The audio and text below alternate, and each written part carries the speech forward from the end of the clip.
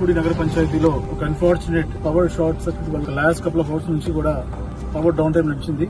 ఈ విషయంలో వెంటనే ఫైర్ డిపార్ట్మెంట్ అలాగే పోలీస్ అట్లాగే అంబులెన్స్ మున్సిపాలిటీ వాళ్ళు వచ్చి ముందుగా ఫైర్ ని సీజ్ చేశారు. లక్కీలీ ఎటువంటి ప్రాణనష్టం లేదు.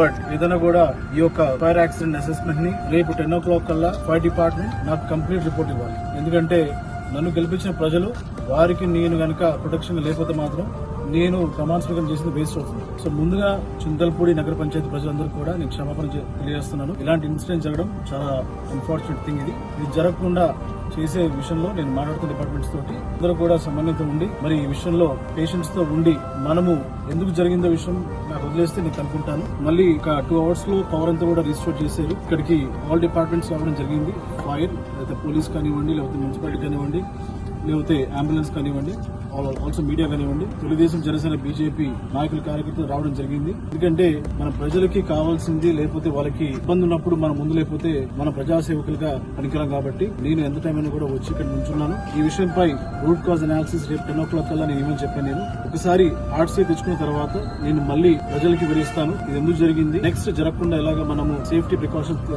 తీసుకోవచ్చనే విషయంపై నేను మీ అందరూ కూడా డీటెయిల్ చెప్తానని చెప్పి మరి ఈ యొక్క ఇంటరప్షన్ కి మీరు అందరూ కూడా అండర్స్టాండ్ చేసుకుని సహకరిస్తానని చెప్పి అనుకుంటున్నాను. Thank you.